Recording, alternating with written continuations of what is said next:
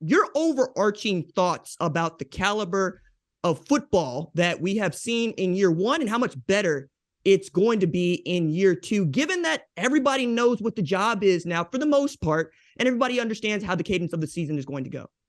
Yeah, I think if you talk to everybody last year, one of the things that we wanted to make sure we did in season two was be more proactive than reactive. And we've done our best to kind of be ahead of the curve and allow people the opportunity to be their best. And last year we were good, but we could have been much better. And so we've looked at that from a league stance and where can we help our coaches? Where can we help our staffs? Where can we help our players?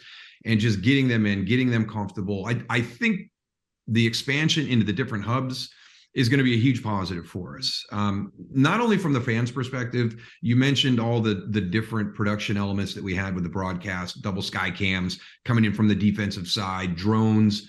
One of the things that did is it exposed us to the empty seats that were there opposite the Birmingham games. Birmingham, for all intents and purposes, had 10 home games last season, and that was challenging for our other 7 teams.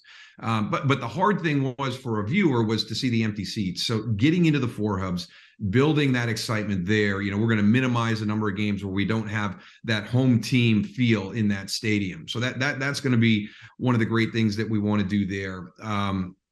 The other part is by being proactive instead of reactive and getting things in place. What we saw was a great opening game. We talked about that, the simulcast on Fox and NBC and the style of game that it was.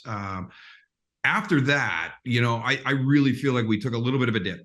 Not just leveled off, but took a little bit of a dip. And there might have been some reasons. Obviously, everybody remembers, the sensors in the ball and the issues that we were having there with some of the quarterbacks and the kickers. And it kind of timed up with that, where we started to kind of emerge and the style of play went back up. And I always remember, I don't know what it was, but week 5 was one of my favorite weeks in the USFL last year. I just thought the quality of football was outstanding. Now, I'm not sure if that's everybody just getting their confidence back as specialists and quarterbacks, and we're worried about the things that we can control, about things that are, instead of worrying about things that are outside of our control. That's when I noticed it. Our charge this year is we got to go out of the gates week 1, build week 2, build week 3, build week 4. We don't want to level off. We definitely don't want to go downhill. So I think just having schedules out, calendars out, information that we can use. The teams that had consistency from year 1 to year 2, they've been doing Zoom calls, during the course of the off season to kind of put that X's and O component in place ahead of the curve. So you're not learning it for the first time when we go to training camp, you're expanding. And that was our big challenge to all of our coaches. Let's not start year 2 right where we left off year 1.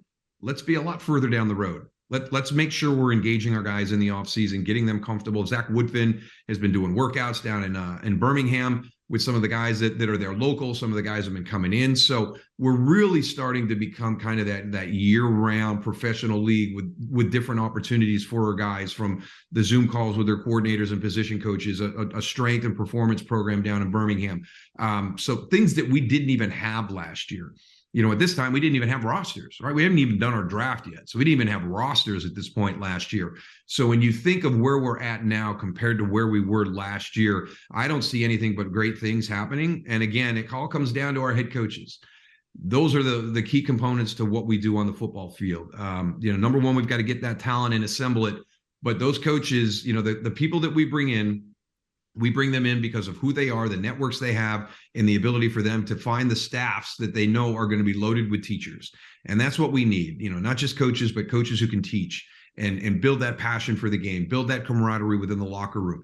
And those are the guys that we have this year. And we had great guys last year. And for us to lose Larry Fedora and lose a Kirby Wilson and lose a Jeff Fisher, who not only day to day, week to week in the football component of building a league, but for me and Brian and everybody else at the league level that was working with them hand in hand, just on how do we do this the right way? How can we get better? Where could we be better?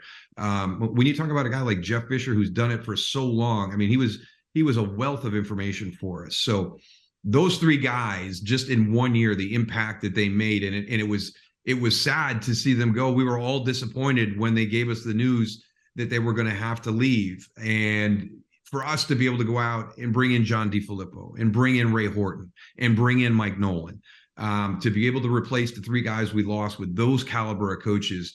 I really am excited about year 2 and what we're going to be doing as a league, how we're going to be perceived by the fans as a league, and making sure that quality of football is ascending all the way through until we get to the playoffs and into our championship game. You have perfected what I think is the business of football in a sport and at a time when we didn't have it, which is kind of fun, right? Like you mentioned Coach Pop and the work that he does, the work that you have done to keep people engaged, to help me understand what it is that the USFL is accomplishing and how, being able to point me in the right direction so I can go look at other stories. And I'm thrilled by what the USFL has become. And frankly, you're talking about what a big move it was for you to be able to go get those coaches. And I'm thinking, man, that's a football league. A football league has coaches that turn over and you go get new coaches to take over new franchises. That's just the way that this stuff works. And y'all have made that just part of what you do.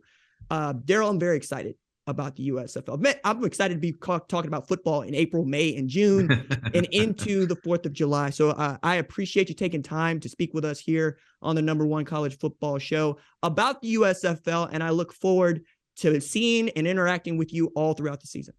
Yeah, I've mentioned a lot of good teammates, RJ, and I'd be remiss if I didn't mention you as one of our great teammates as well. You've been a fan from day one and a tremendous supporter, and just the content that you bring the opportunity to get in behind the scenes with our coaches and really get an opportunity for your fans to really kind of see what they're like day to day. And that's exciting to me. We see guys on Sundays and on game day, and how they're working on the sideline. But when you get to pull that curtain back a little bit and see who they are as men, that's when you get excited about these guys mentoring and teaching these young men and trying to change the trajectory of their life with an opportunity in the NFL.